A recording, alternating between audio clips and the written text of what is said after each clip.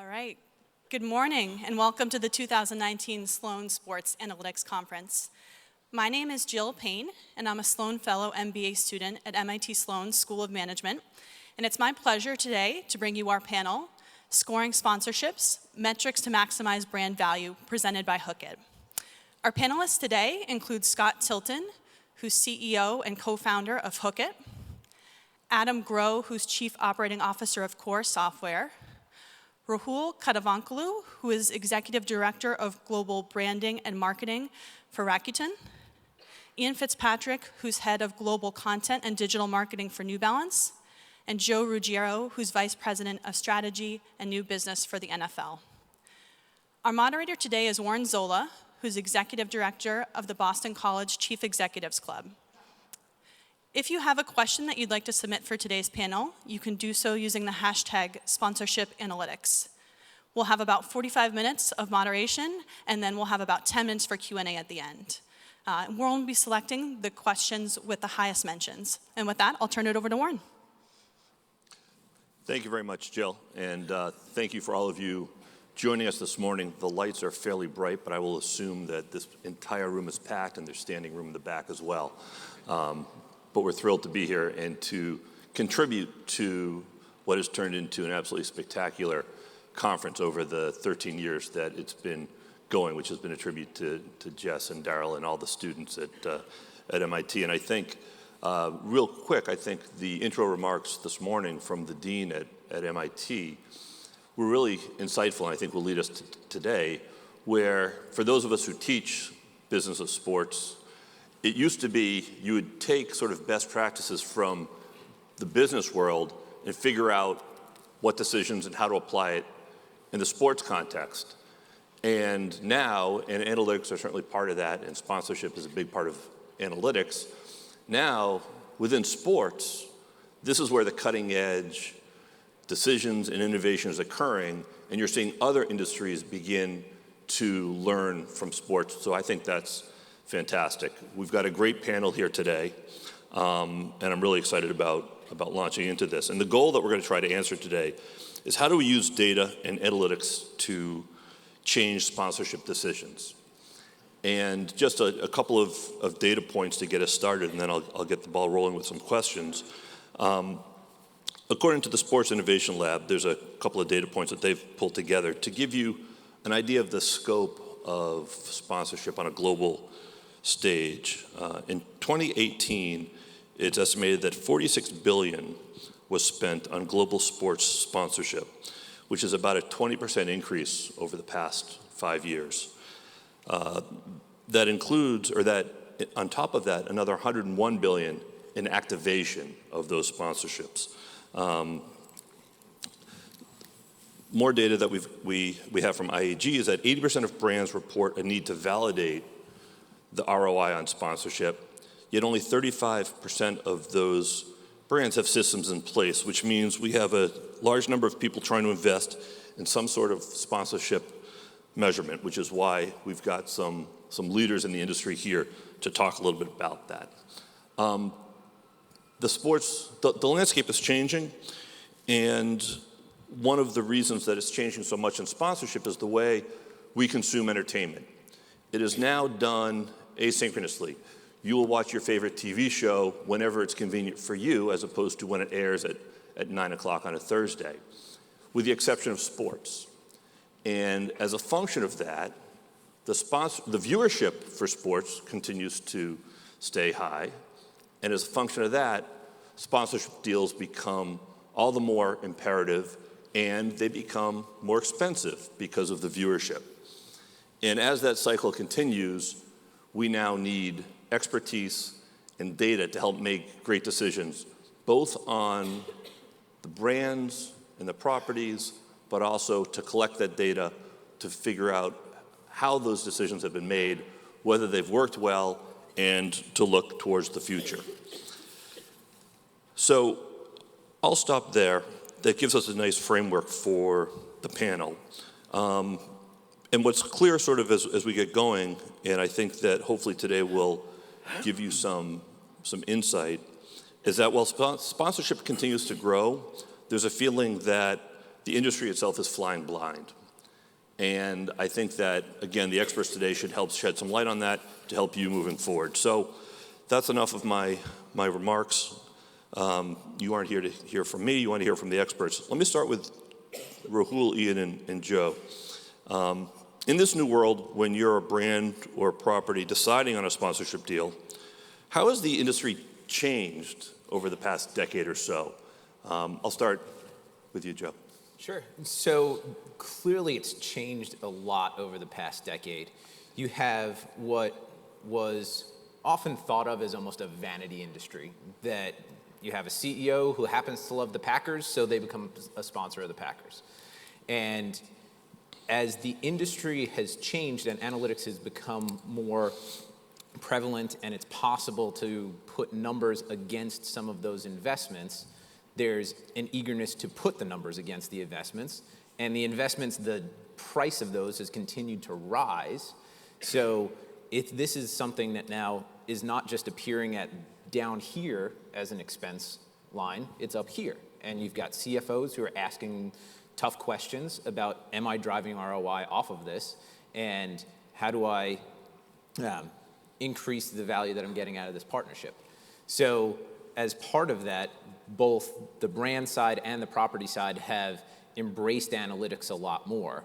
And I'd say if you were to go a decade or so back, actually I had a conversation with a friend at another property that said there was a reticence around analytics to say, all right, this is something that brands are just going to use to try and chop away at the value of that sponsorship. And the interesting piece that came out of that conversation was, no, wait, what if it's actually the opposite? That by using analytics, you're proving the value of that sponsorship in a way that hasn't been thought of before. And can analytics actually help to grow the industry? And that's something that I think we're seeing over time now. That's great. Ian, New Balance is certainly a major player in this, both on sort of an individual and at a macro level. What changes has either New Balance or have you seen in this industry over the past decade or thereabouts? It's funny to hear you say that we're a major player. I hadn't thought of us that way. I think we perpetually try to view the world in which view a world in which we're a challenger to the major players. Certainly, we're outspent by an extraordinary ratio. I think what's fundamentally changed. I won't speak to the industry at large, but I will speak to New Balance. Is that a decade ago, the sponsorships we had were significant to us, but fairly small ball by the standards of the people sitting in this room. A decade later, track stars are commanding numbers that they never did before, in part because athletes like Sydney McLaughlin, who may or may not mean a lot of people in this room, means an awful lot to a 14-year-old girl and an awful lot of them. But also for a brand like ours, we're starting to spend what for us is extraordinarily significant money going into basketball and ponying up for Kawhi Leonard and beginning to think about athletes like, or digging more into places like the Premiership. So for us, we're starting to write checks that come with questions we haven't had to answer in the past.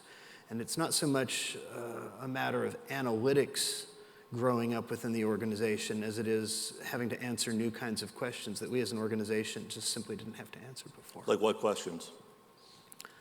Like, what is all this Kawhi money getting me is a start? Or what is the best way for us to begin to monetize these sponsorships, especially for athletes who may or may not be able to monetize them on their own? Okay. Rahul, you are at Rakuten, and you have carved out intentionally sponsorship as a priority for the organization, which is a huge global brand. In addition to, I want to hear sort of your thoughts again on how it's evolved over the past decade, but take a step back and tell me, why is it such an important component of your organization? So let me start with introducing Rakuten a little bit. I'm sure a lot of you are seeing the brand and the logo out there now, but we're a household name in Japan, right? We're not a single service company. We're an ecosystem. We have 70 businesses, which are all connected. And at the core sits the brand, data, and membership, which is our loyalty program. Now, our international expansion has largely been inorganic. It's through acquisitions. And by strategy and design, we let these businesses run with their own brand names, the ones which we acquired them with. Ebates was Ebates. Viber, our messaging app, was Viber. But in 2017, we thought the timing was right to unify all these brands and bring them under the Rakuten portfolio. To start with, we needed belief internally that we're ready to go on this journey. It's a huge brand transformation. It's not a one-off project that you say, OK, we've done it. It's just not logo changes. So we needed something very strong to support us through this journey. And sports is not new to us. We own a baseball team in Japan. We own a soccer team in Japan. And we were in a similar position in the early 2000s when we were building our brand in Japan. And we took all those learnings. So that was one big thing going for sports. And two, in the early stages of building a brand, there's a certain emotional quotient that's required in order to get consumers on board. It's the philosophy and the purpose with which you're building the brand that's more important than just starting to push television commercials at them or products and services straight away. So we thought sports would do that a lot better in bringing that emotional quotient over and above all the other value that we need in building the brand. So that is the journey, and it started. There's no looking back. It's working very well for us. We've made a positive start. We're on the jersey of Football Club Barcelona. We're on the jersey of the badge on the Golden State Warriors. We recently signed with the Spartan Races, which is an obstacle course race. We have Stephen Curry as our brand ambassador. I mean, it's been a pretty exciting, busy, very, very good, busy 3 years. The first question you asked in terms of how the industry has evolved, I think I completely agree with Ian and Joe. I think it's changed significantly. It's not a bunch of administrators sitting and selling assets. The value is not around, I'm giving you so many seats, so therefore the value is X. You see signage around the stadium, and therefore you add Y on top of the X. I think the conversations are changing completely. It's today, I feel it's two brands sitting across the table, understanding what each other want and how we can contribute to this conversation. I think that's the change that I'm seeing in the last decade or so. Okay, and so Adam and Scott, you've heard from three brands that clearly are educated consumers in this space. They understand the value that sponsorship can provide. And A, are you seeing more, over the past decade, let's say, are you seeing more companies that are embracing that opportunity? Are they better? Are there customers out there that still don't quite get it, so that you are having a hard time selling the value proposition that you can provide with the insight that data can provide for those companies? I'll start with you, Adam. Yeah, for us, the teams are our primary customers right now.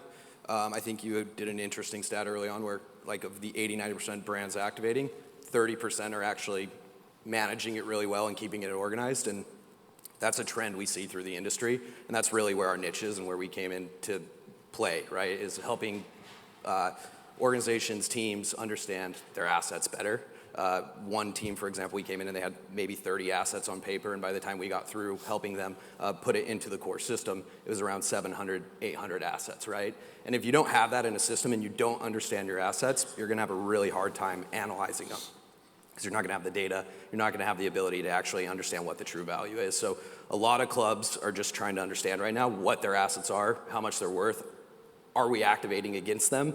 And then vice versa, where we're really making a lot of headways on the brand side as well, and working with brands like Rakuten or New Balance and helping them understand their assets better as well, because the same problems we're seeing on the club side, we're also seeing on the brand side, where there's these mega partnerships happening, but they're being measured on 20 different spreadsheets, or the deals are being done and valued in someone's head who's been there for 20 years. Mm-hmm. And so I think the executives and CEOs that are asking for ROI, or the CEO at a club who's asking for more revenue, they realize that data and analytics are what's going to help them drive that additional gap. And so that's where Core really comes into play, is helping them put that pen to paper and start organizing it. So it's certainly a trend that's changing because people are actually starting to digitalize and create data.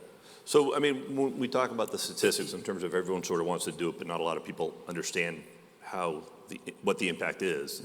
How prepared are most of these teams or clubs that you work with to actually provide you with data that you can then use? Right? Are they sophisticated enough now where they can actually deliver stuff that you're able to come up with some real world answers for them, or are they still pretty far behind and they can't do that? I would say it varies. In all honesty, on the sponsorship side, the US model is very different from the European model, where in Europe, most of these clubs are already sold out of tickets, and the focus isn't about tickets and entertainment. They're global brands, and they're doing massive deals globally, nationally, and regionally, versus the US has been much more about ticketing and entertainment.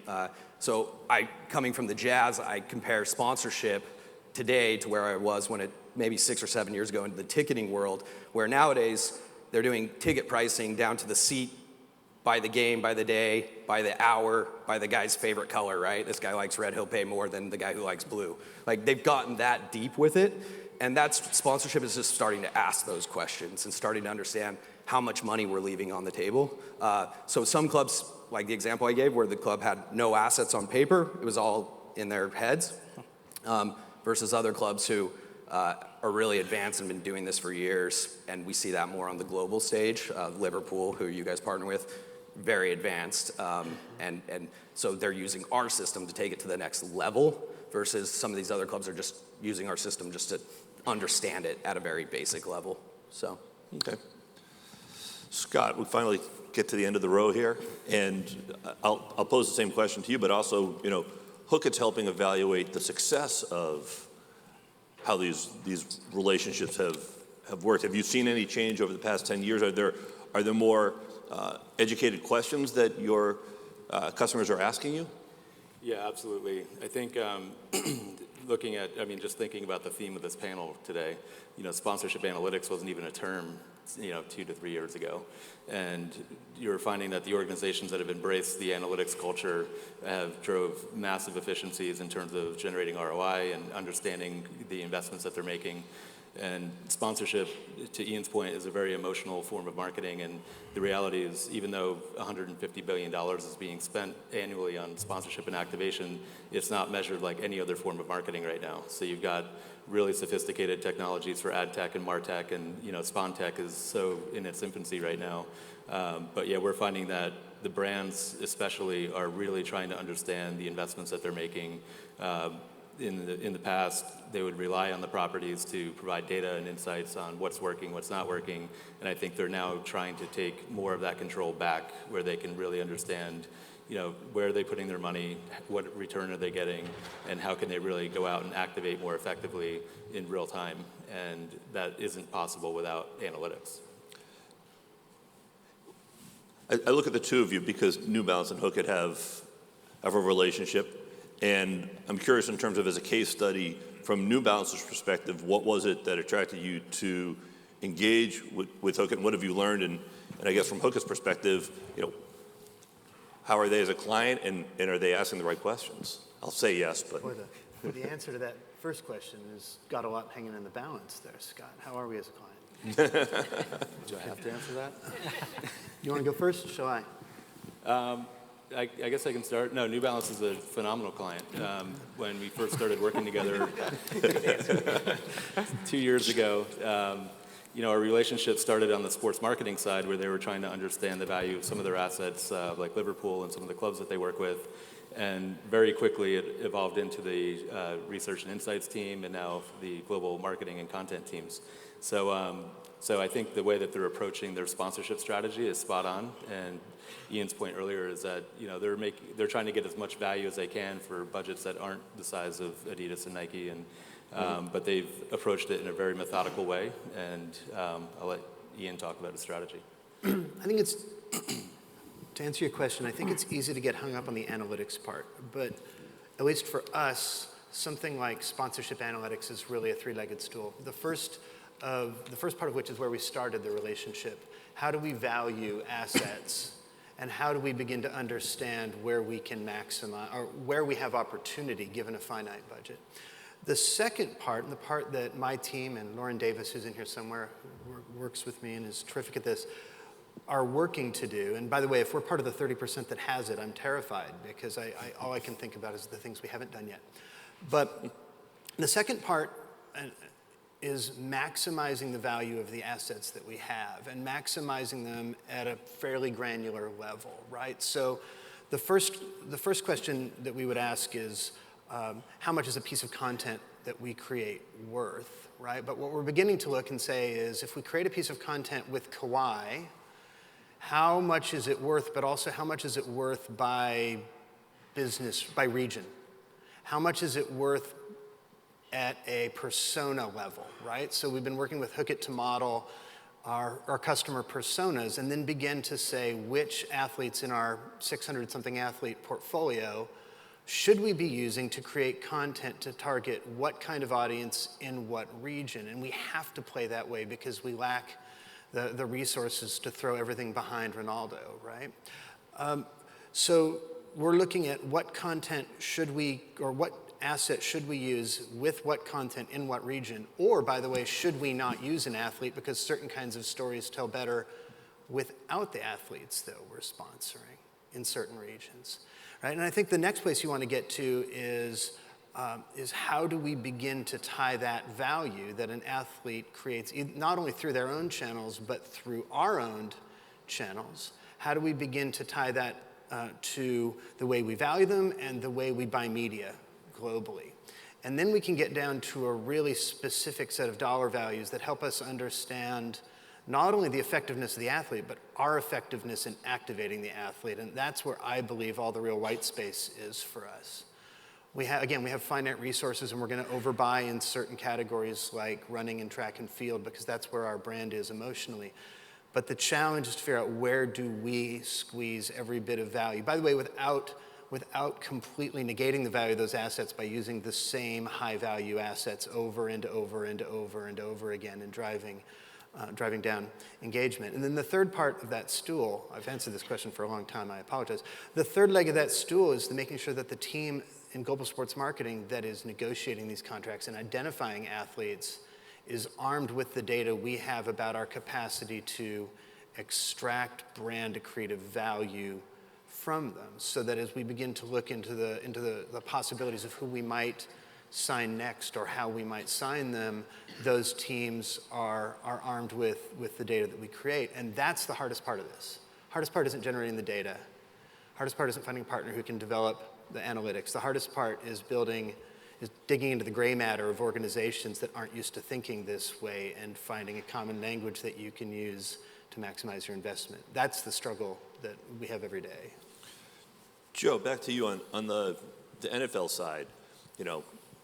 Massive property, and you've got a whole cornucopia of sponsors, league-wide and certainly team-wide, or at the team level. But how do you, at the league level, sort of evaluate success in terms of, we're partnered with X, that was successful or it wasn't? And what metrics does the league use to evaluate that?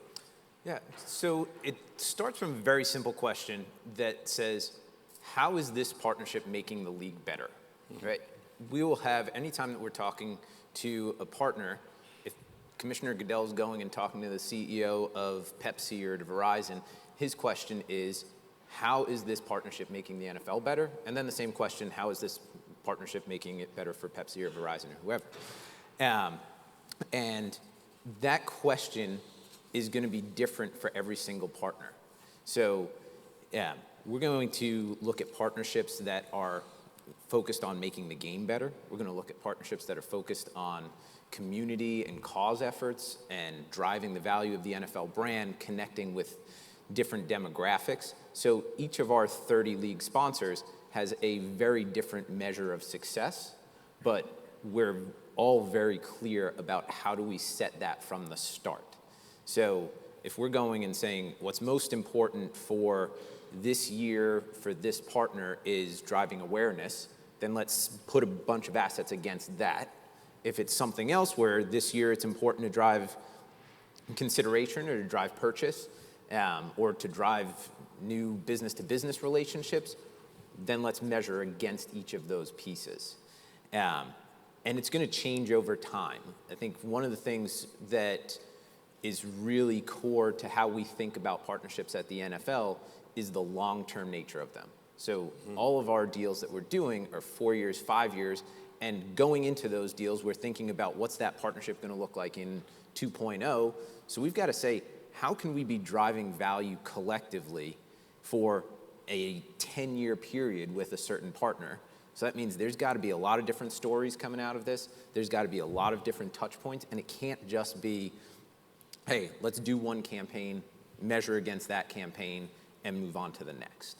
So hopefully that gives a little bit of a sense. So sort of a long-term strategy, win-win as best you can to determine success.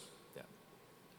Rahul, your firm obviously has spent a decent amount of money on some properties, one of which is a jersey you're wearing, another one is a well-known NBA team. How does Rakuten evaluate success with either at a company-wide level or with an individual sponsorship deal?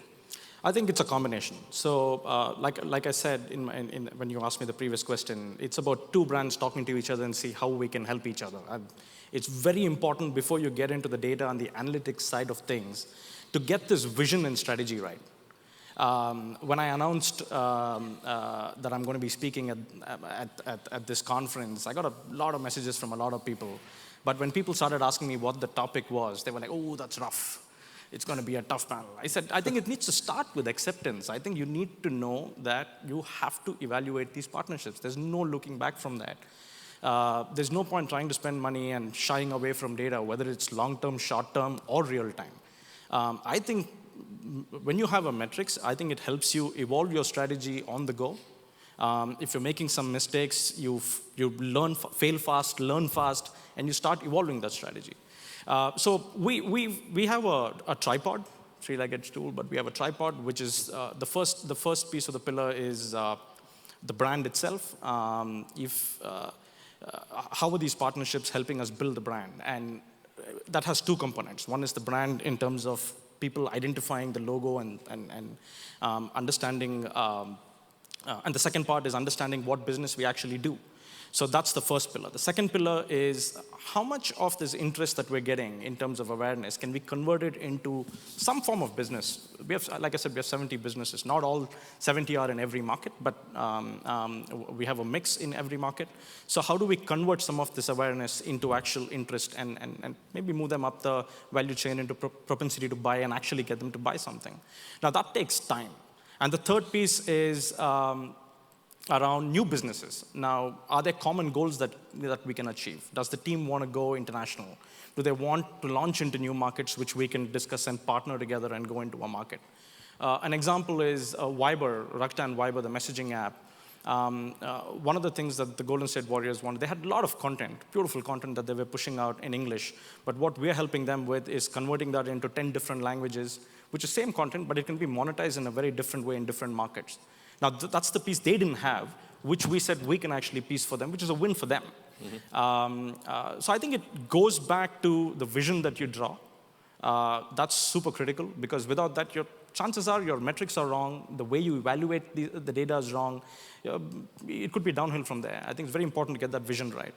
So it's been a positive start, and we have a long way to go, like I said, but the numbers seem very positive. Yeah, I would absolutely agree with that. If you don't have the vision piece aligned, the metrics aren't going to matter.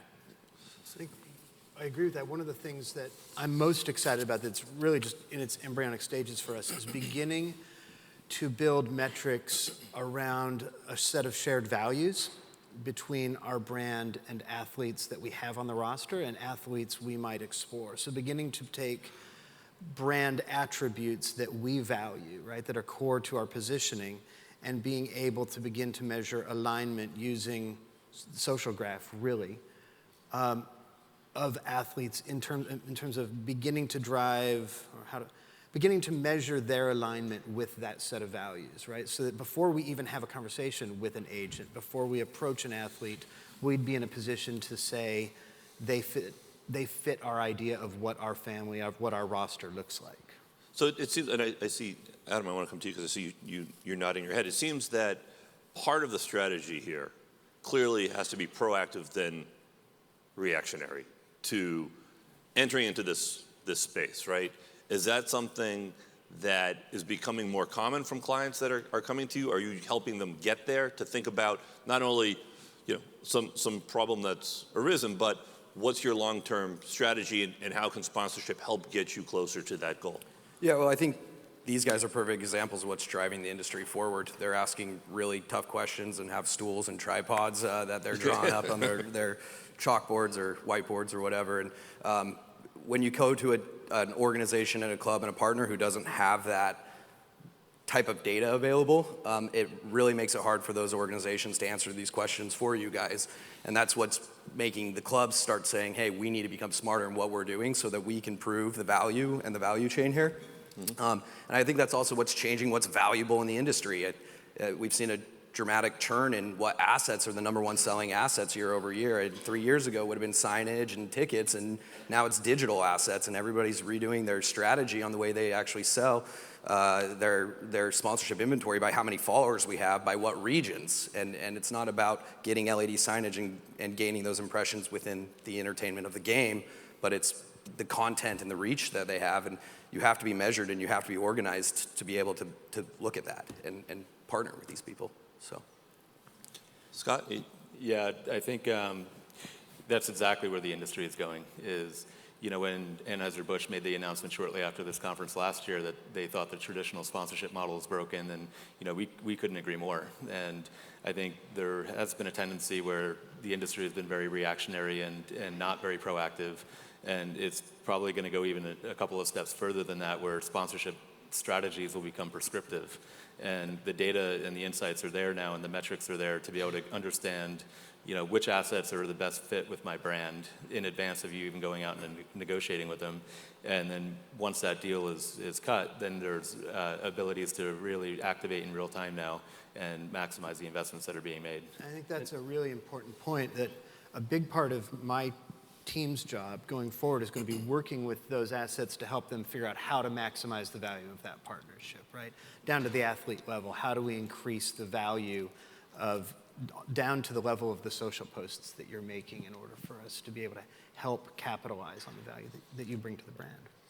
It also goes into the way you structure the organization. See, the team that's actually measuring should not be somebody sitting in the basement or on a different floor, coming up once every quarter and telling you, hey, you know what, you're way off the metric that we'd actually put together. They should be an integral part of the team. Sports sponsorships, the team looking into that, and the brand team should be somewhere tied. So that they agree on stuff way in advance and not meet once a quarter and disagree all the time. I think it'll go nowhere. So I think it also depends on the way you structure the organization. How do you embed everybody into that common goal and vision that you're drawing? Keeping the fan, who is potentially a fan of your brand or a customer in the future, keeping them at the heart of everything that you're doing.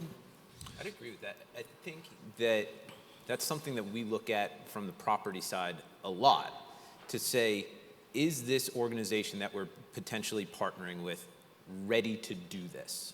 And that means you've got to have the people, you've got to have the analytical skill, you've got to have the plan to actually make this sponsorship successful.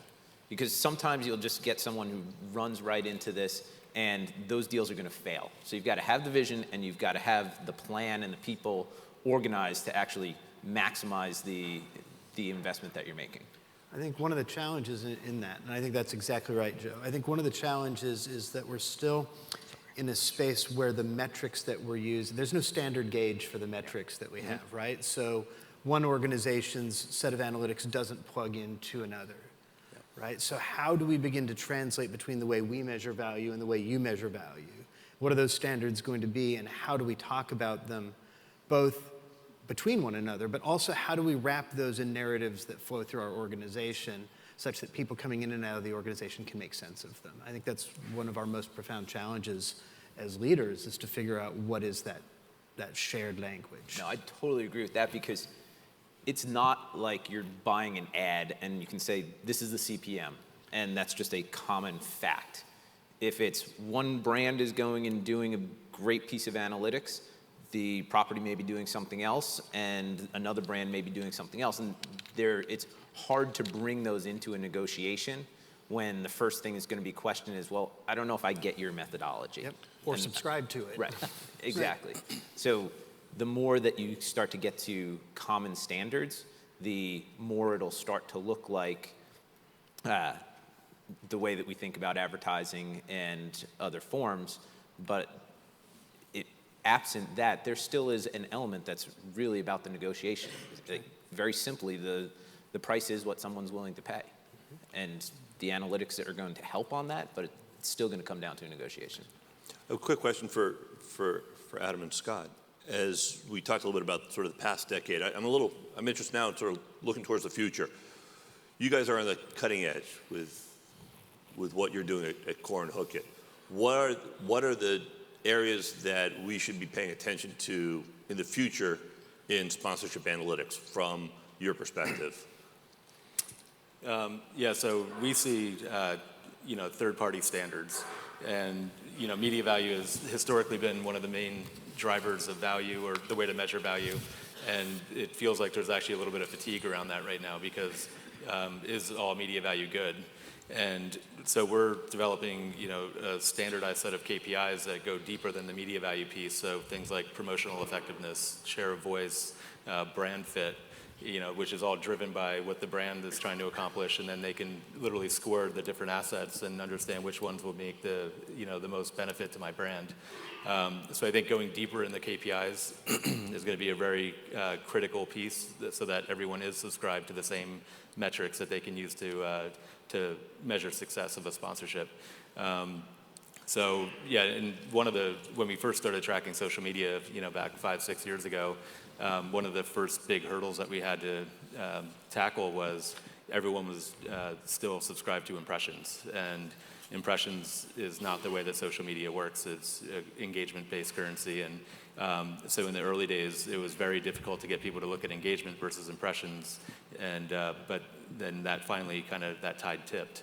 So, but yeah, moving forward now, it's media value, it's share of voice, it's promotional effectiveness, and all these different types of things that you can use to gauge the success of a partnership. Adam? Yeah, I think two things. One is the standardization of assets, which I think you hit on. Common standardization is when everybody has it in their head and everybody has different Excel spreadsheets. It's not standard from club to club to club and partner to partner to partner.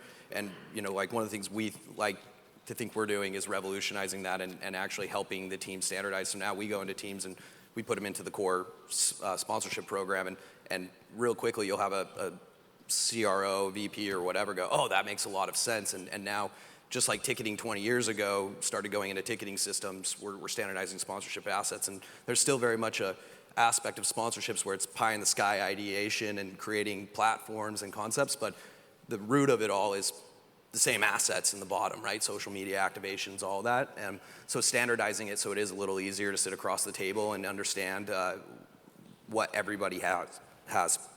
And with that will come the pricing and better understanding pricing. We're working with one club right now we work with over 100 of the Pro 146 Big Five teams in the US. We have a lot of data. And to your point, moving away from media valuations and moving into actual data valuation, the team we're working with, Bjorn, hey, they're asked us to benchmark some metrics for them, because we have the sell rates and whatnot. And obviously, without giving away too much information, we're helping them understand benchmarks in the industry. So what's the core average? What are like markets to your team's average? What are your league averages? For what we're doing with them is the top 25 assets. So these premium assets that they have, they know that they're pricing them the right way to the market. And so I think with the data will become more sophisticated ways of modeling and pricing, and that's going to be really interesting. Yeah, it's a really good point, because the benchmarking is a huge piece of it, because the question that we would get is, okay, is this good? And so how do I compare against other properties in my sport, across the entire landscape? So yeah, translating the data is a really critical piece, and helping them understand, and that's where the data science and the machine learning and the modeling that you can do around data sets now is really helping advance the industry very quickly. I got one last question before we turn to the questions that have been posed via Twitter from the audience. But as we think about the future, I'm also sort of interested in terms of that in-venue experience, right? Television coverage has been fantastic. You can easily sit on your couch and watch an NFL game with 1,000 angles and everything. And how is the in-venue experience going to be shaped moving forward through sponsorship? What role will that play? I'll start with you, Joe, but I'm also curious to hear what others have to say. Sure. So clearly, that's a focus for the league and all properties of how do you make the in-venue experience differentiated, since in a lot of ways, it's a lot easier just to sit at home on your couch and have a great or better experience. So we have to think about how do you make that in-venue experience something that is so memorable and such a reason to go. So that means you've got to do two things. You've got to take away all the friction. So there's all the operational pieces of how do I streamline my concessions and traffic and ingress and egress and all that kind of stuff. So take the friction out of it, but also really drive up the only in the stadium experience. And that's where we work with a lot of our sponsors to go and say, okay, how do you drive some of these experiential moments where it's being down on the field or it's catching a pass outside from an ex-player, something along those lines. So there's a lot of those kinds of activations, but it really comes from the place of how do you make that experience in the stadium one of a kind and put that memory and make that social and all of those pieces. And Rahul, you are getting more visibility through television than you are, inside the arena. In terms of, are you doing anything for sort of the fan engagement in the arena, or is that a priority for Rakuten? I think this is for the teams and the leagues to answer. But what we've done we just announced this very, very recently. The stadiums in Japan, the home stadiums for both our baseball team and the soccer team, we've announced that we'll be cashless this year. So we're literally taking away any use of currency, physical money. So it's a big step, simply because Japan overall is heavily dependent on currency. We think sports can actually play a great example in showcasing to people on how you can go cashless, and that can be a good example. So we've announced that's a big step in improving customer experience. So consumers don't have to be, or fans don't have to be too bothered about how much to carry, where to go and pick up stuff using actual cash. So that's a big step. But that's with our own teams. So I think it'll be interesting to hear from others to see what else comes up. I think an interesting trend has been the consolidation. I think in the 90s and early 2000s, you'd go into a stadium and see, 200 brands posted all over. I think the NBA stanchions are a very good example of that, where it used to be cut up into 10 or 12 different partners on there, and you just throw up looking at it, right? It was just, nothing was resonating, and now teams have realized they could take all that money and partner it into a much more effective activation for teams, where it's a much more focused experience, and when you see one brand on a whole stanchion, it resonates with you a lot more than 20 brands that are cluttered. So I actually think it's a good thing, because you're seeing less and less sponsors in there, and the sponsorships are becoming much more strategic and much more aligned.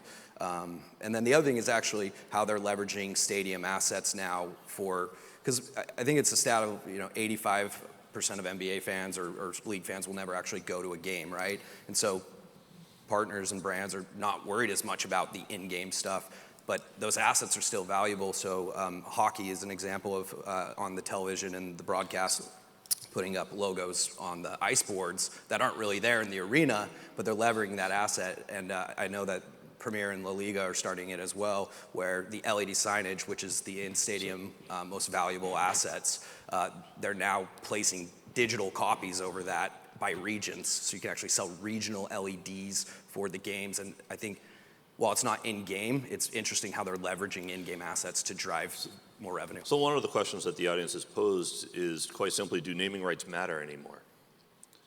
Is that something that is still a priority, or less so than it used to be?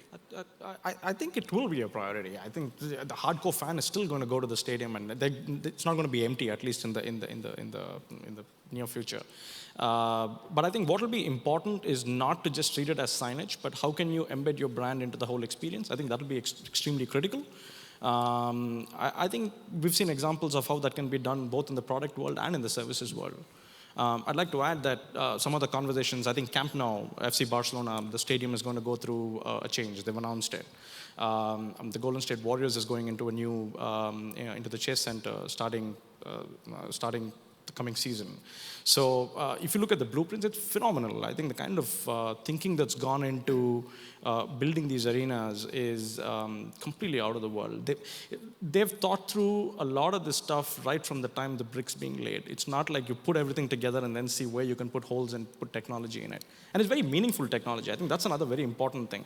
You don't want to have technology for the sake of having technology. It really needs to enhance fan experience. I think it's going to be a pretty exciting time. To build on that, the stadiums now are becoming such a hub for technology that you have companies that are looking to go and say, how do I use this place of innovation to really tell my story? So if it's the example Rahul used of, let's talk about cashless in the stadium as an example of where that can then apply outside of the stadium. If it's new camera technology, whatever it may be, seeing or looking at the stadium as a hub for technology and then embedding that into the story that you're telling is essential. Yeah, I still think it's relevant because you have to look at all the assets that come with the naming rights partnership. It's not just putting your name on the building, but it's basically you get access to anything you want. So if you do want that LED signage and you do want the digital content, it all comes baked in that package. So it's more you saying we're that brand that's highly associated with this organization and all things that come with it. So Ian, we have a question targeted for you. And we joked at the beginning about whether you're a major player in the industry or not, but certainly when you signed Kawhi, that was a big statement. And how is New Balance going to measure the impact of that sort of relationship? Without getting into sort of the details of numbers necessarily, how does New Balance sort of evaluate that as that was wildly successful? Fair enough. It's like the third rail topic. So I'm going to try to create an elegant answer to that. For those of you who don't know, we've returned to basketball, or made an announcement in the last month that we're returning to making basketball product, and we signed Kawhi Leonard to be sort of the lead story in doing that. I think we're going to measure the success of Kawhi in a couple ways. The first is, like in a room full of, as far as I can tell, because the lights are really bright, that's way over-indexing for middle-aged white people. I don't have to explain the problem that New Balance has in the market, right? We for a long time were what your dad wore. For a long time we had to beg teenagers to wear our shoes, right? So for us, basketball is as much a lifestyle play as it is a core athletic play. And that's not in any way to suggest that we're not seriously dedicated to making great product and supporting basketball athletes in a competitive sense. But it's the thing I would say about Kawhi is that you can't grow beyond a certain point as a lifestyle brand with a performance DNA if you're not playing in basketball globally, right? You simply can't do it. It's the reason Puma's back in the game. It's the reason that we had to get back in the game. So we're going to measure our success with Kawhi in a couple levels. The first will be the extent to which he creates a halo that we can measurably say is driving volume for us in our lifestyle business, right? Getting new people into the brand. We suffer from no awareness problem, but a high consideration problem. So Kawhi is part of that. What we're not going to do is recoup a lot of value from Kawhi's social channels because they, I can't believe I'm saying this, literally don't exist. It's an anomaly in 2019 to have an athlete who doesn't have Instagram as your marquee athlete. At the same time, there were a lot of things about Kawhi that we really loved and valued, and so a big part of the way we'll extract value is to tell his story ourselves and begin to measure the value of that content, right? And we think a big part of that is for a guy whose story hasn't really been told, working with him to tell that story. Is that a reasonable answer? Yeah, absolutely. To I think that question that could have gotten me fired?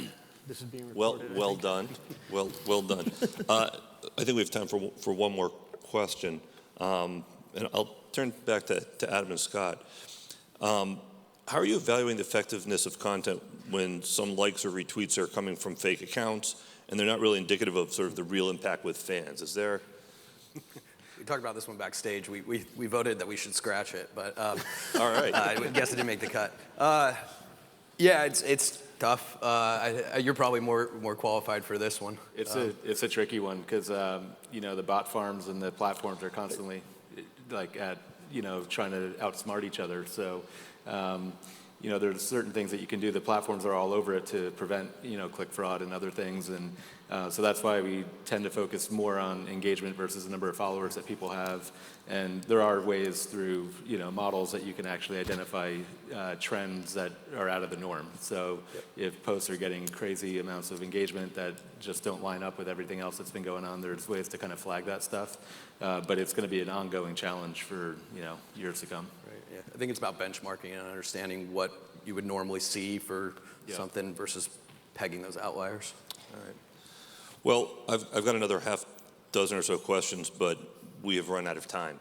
I want to thank the panelists for giving of their time, traveling from great distances for many of you and from across the city for others. Thank you to the MIT students and the organizers and to the audience for joining us here today. Have a great rest of your conference.